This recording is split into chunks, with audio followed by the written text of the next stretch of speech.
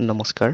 আজি আমি ক্লাছ 11ৰ অসমীয়া কিতাপৰ মাধৱ কন্দলীৰ দ্বাৰা ৰচিত ৰাৱণক বিভীষণৰ সহজ উপদেশ নামৰ কবিতাটো পঢ়িম।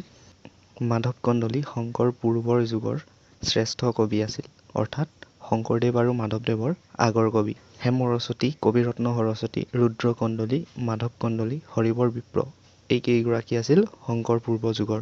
মাধৱ কন্দলীয়ে প্ৰথম ৰামায়ণ অসমীয়ালৈ অনুবাদ কৰে। শংকৰদেৱে মাধৱ কন্দলীৰ ৰচনাত কোনো ভুল ক্ৰুটি নথকাৰ বাবে তেওঁক অপ্ৰমাদী বুলি অভিহিত কৰিছিল। ৰাৱণক সকলোৱে চিনি পোৱানে? ৰাৱণ আছিল লংকাৰ অধিপতি, যি ৰামৰ ভাৰ্যা সীতাক ৰাম, লক্ষ্মণ আৰু সীতা বনত থাকোঁতে হৰণ কৰি লৈ গৈছিল আৰু ৰাৱণক শেষত ৰামে বধ কৰি ৰামলীলা সমাপ্ত কৰি সীতাক উদ্ধাৰ কৰিছিল। সেইদৰে ৰাৱণৰ ভাতৃ আছিল বিভীষণ, যি একান্ত বিষ্ণু ভক্ত আছিল। সীতাক হৰণ কৰি ৰাৱণে লংকা নগৰীলৈ অনাৰ পিছত ৰামে হনুমন্তক সীতাৰ সম্ভেদ ল'বলৈ পঠিয়াইছিল। হনুমন্তই তেতিয়া ধৰা পৰাত লংকা পুৰি ছাই কৰিছিল। আৰু এজন ভক্তই যদি এনে কাম কৰিব পাৰে, ৰাম ভগৱান তেওঁ কি কৰিব নোৱাৰিব। সেয়ে আহি থকা শংকাৰ আগজাননী পাই ৰাৱণক বিভীষণে উপদেশ দিছিল যে অহংকাৰ এৰি সীতাক সসন্মানেৰে ৰামক দি থৈ আহক। কিন্তু ৰাৱণে নুশুনিলে আৰু অহংকাৰৰ বাবে মৃত্যুবৰণ কৰিবলগীয়া হ'ল। ৰাৱণ বসিয়া আছে পাত্ৰ সমন্বিতে, বিষ্ণুত ভকত গৈয়া মিলিল তহিতে। গহীন গম্ভীৰ ধীৰ বীৰ বিভীষণ, ৰামত ভকত অতিশয় শুদ্ধ মন। ৰাজনয় সমুচিত ধৰ্মক জানন্ত, ৰাৱণক সম্বোধিয়া বাক্য বলিলন্ত। লংকাপুৰী হনুমন্তক গৈল যেন মতে, আপুনিও দেখিলাহা পাত্ৰ সমন্বিতে। কাহাৰ শকতি আছে এক দেৱ কৰি, শতেক সহস্ৰপথ সাগৰ কতৰি। নিঃসংশয় মনে আশী পখিল নগৰ, সৰ্বদেশ চাহিল ফুৰিল ঘৰে ঘৰ। ৰাৱণ মন্ত্ৰীসকলৰ লগত ৰাজসভাত বহি আছে। সেই সময়তে একান্ত প্ৰভুভক্ত বীৰ বিভীষণ গৈ তেওঁলোকৰ লগত মিলিত হ'ল। বিভীষণ আছিল বিষ্ণু ভক্ত, অৰ্থাৎ ৰাম ভক্ত, বীৰ, শুদ্ধ মনৰ, গহীন আৰু ধৈৰ্যশীল। ৰাৱণে যাতে ধৰ্ম অধৰ্ম কি তাক জানক, তাৰ বাবে ৰাৱণক উদ্দেশ্যি তেওঁ ক'বলৈ আৰম্ভ কৰিলে। হনুমন্তই আহি লংকা নগৰীখন যিদৰে পুৰি গ'ল, আপুনি আৰু মই সকলোৱে দেখিলোঁ। কাৰ শক্তি আছে সেইদৰে একে জাপে শতেক যোজন সাগৰ পাৰ হৈ আহিবলৈ?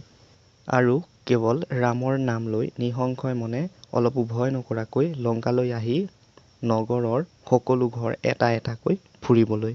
সীতাকো দেখিলে মাৰিলেক সেনাগণ, বন ভাঙি সিঠানকো কৰিলে উচ্ছন। ইন্দ্ৰজিতে যুঁজিল যুদ্ধৰ যত ধৰ্ম, নাগ পাশে বান্ধিলেক ইকি যোগ্য কৰ্ম। দণ্ড বিহিলোহু ভাই ৰাখিলেক বধ, লাঞ্জৰ অগণি লংকা কৰিলে দগধ। উত্তম অধম যে মধ্যম কহে মন্ত্ৰ, ছত্ৰৰ ত্ৰিবিধ কৰিবাক লাগে তন্ত্ৰ। একৈক সুমন্ত্ৰী মোৰ বুদ্ধিত অপাৰ, আপুনি সকলে জানা কি কহিবো আৰ। হনুমন্তই আহি সীতাকো দেখিলে আৰু আমাৰ সেনাকো মাৰিলে। গছ গছনি সকলো ভাঙি উভালি, হাবি বন সকলো নাশ কৰিলে। ইন্দ্ৰজিত আছিল ৰাৱণৰ পুত্ৰ। তেওঁ হনুমানৰ লগত যিমান প্ৰকাৰৰ বিদ্যা আছে সকলো বিদ্যাৰে যুদ্ধ কৰিলে, কিন্তু নোৱাৰিলে। শেষত নাগপাশে অৰ্থাৎ সাপৰ দৰে জৰীৰেহে হনুমন্তক বান্ধিবলৈ সক্ষম হৈছিল। বান্ধি দণ্ডহে বিহিলে, দণ্ডহে দিলে, বধ বা মৃত্যুদণ্ড নিদিলে আৰু নেজত জুই লগাই দিওঁতে লংকা জ্বলাই ছাই কৰিলে। কি ভাল কি বেয়া মই ক'বলৈ নাযাওঁ, তোমালোকে দেখি সত্ত্বগুণৰ বশৱৰ্তী হোৱা, জ্ঞানদায়ক মনোভাৱ লোৱা।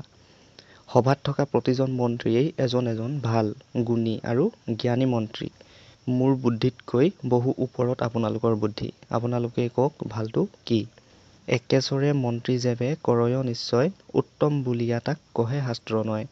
অনেক মন্ত্ৰীৰ যেবে হুৱে একমতি, মধ্যম বুলিয় তাক মন্ত্ৰৰ শকতি।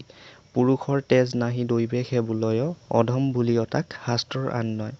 ৰাঘৱ মুনিক যেন জগত বিদিত, কহিলো কাহিনী যেন আমাৰ উচিত। তপৱন্ত ৰাম বৰ পুৰুষ অগাধ, লংকাচন কৰিবন্ত নাহি কয় বাধ। সুগ্ৰীৱক সখা কৰি ৰাম মহাবলে, সমদলে সাগৰ তৰিব অবিকলে। মন্ত্ৰীসকলে এবাৰতে যিটো সিদ্ধান্ত শাস্ত্ৰৰ মতে উত্তম সিদ্ধান্ত ল'ব বুলি তেওঁ ভাবিলে।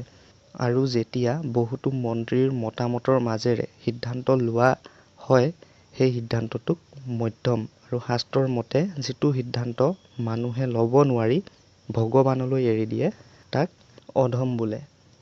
ৰাঘৱ মুনি যিজন জগত বিখ্যাত, তেওঁ কৈছে যিটো মোৰ মতেও উচিত যেন লাগে যে ৰাম এজন তপস্বী গভীৰ পুৰুষ, যাৰ বিষয়ে আমি জানি শেষ কৰিব নোৱাৰোঁ। তেওঁ যদি লংকা চন কৰিবলৈ আহে তেতিয়া কোনেও তেওঁক বাধা দিব নোৱাৰিব। ৰামৰ বন্ধু সুগ্ৰীৱ লগত আছে, যাক ৰামে কথা দিয়া মতে পিছত বালিক পৰাস্ত কৰি কিষ্কিন্ধ্যাৰ ৰজা পাতিছিল। আৰু তেওঁৰ আছে অসংখ্য বানৰ সেনা, যি হনুমন্তৰ দৰে একেদৰে সাগৰ তৰি আহিব। জানো মই সীতালক্ষ্মী জনক জীয়াৰী, আৰ জানো ৰাম মধুসূদন মুৰাৰী। ৰামৰ হাতত জানো মোৰ যাইব জীৱ, তথাপি নিদিবো সীতা জনকৰ জীৱ। শুনি পাত্ৰ মেলে উঠি বোলে ৰাৱণত, দুঃস্বপ্নৰ কথা প্ৰভু গুচায়ো মনত। প্ৰমাদত লংকাপুৰী গৈল হনুমন্তে, আমি জানিলাত গহ নভৈলে কহন্তে। আছিলোহো হন্তে আমি সচকিত মনে, কৃষক কৰয় পৰাভৱ অল্পজনে। অস্ত্ৰ বলে ভৰি পুৰি আছই চব লংকা, মনুষ্য ৰামক প্ৰভু নকৰিবা শংকা। তেতিয়া ৰাৱণে কৈছে যে সীতা লক্ষ্মী যে জনক ৰজাৰ জীয়ৰী, তাক কি মই নাজানো নেকি? আৰু ৰাম যে মধুসূদন মুৰাৰী তাকো জানো। অৰ্থাৎ মধু নামৰ দৈত্যক বধ কৰাৰ বাবে বিষ্ণুক মধুসূদন বুলি কয়। আৰু প্ৰাগজ্যোতিষ আছিল অসমৰ প্ৰাচীন নাম, হয়নে? নৰকাসুৰ আছিল প্ৰাগজ্যোতিষৰ প্ৰথম ৰজা, আৰু তেওঁৰে এজন সেনাপতি মুৰাক বধ কৰাৰ বাবে বিষ্ণুক মুৰাৰী বোলা হয়। আৰু ৰামৰ হাততে যে মোৰ মৃত্যু হ'ব সেয়াও মই জানো, তথাপি সীতাক ৰামৰ হাতত নিদিওঁ। বিভীষণে ভাবি আছিল মন্ত্ৰীসকলে নিশ্চয় এটা উত্তম সিদ্ধান্ত ল'ব, কিন্তু তেতিয়া মন্ত্ৰীসকলে ক'লে যে এই বেয়া কথাবোৰ মনৰ পৰা আঁতৰাই দিয়ক। অকস্মাতে দুৰ্ভাগ্যবশতঃ হনুমন্তে লংকা পুৰি গ'ল। আমি এতিয়া যিহেতু জানিলোঁ, গতিকে তাৰ বাবে আমি কেৰেপ কৰিব নালাগে। এতিয়া আমি সতৰ্ক হৈ আছোঁ। ৰামৰ অলপ সংখ্যক সেনাইনো কি কৰিব? সমগ্ৰ লংকা অস্ত্ৰ শস্ত্ৰৰে ভৰি আছে, গতিকে অতি সহজে আমি ৰামক পৰাস্ত কৰিম। সাধাৰণ মানুহ যেন ৰামক কিয় ভয় কৰিছে? শুনিওক সভাসদ ৰামৰ চৰিত্ৰ, পৰম সুৰসৰস কৰ্ণৰ অমৃত। সংসাৰ ব্যাধিক কৰৈ ইখে উপশাম, নিৰন্তৰে উচ্চ কৰি বোলা ৰাম ৰাম। ৰামৰ চৰিত্ৰ, ৰামৰ কথা কাণেৰে শুনিলেই অমৃত পোৱা যেন লাগে। যিজনেহে সংসাৰৰ যিবোৰ ৰোগ দানৱ অসুৰক বধ, হয়নে, শান্তক পালন কৰে। গতিকে আন একো কথা মনলৈ নানি একান্তৰে ৰামৰ নাম লোৱা।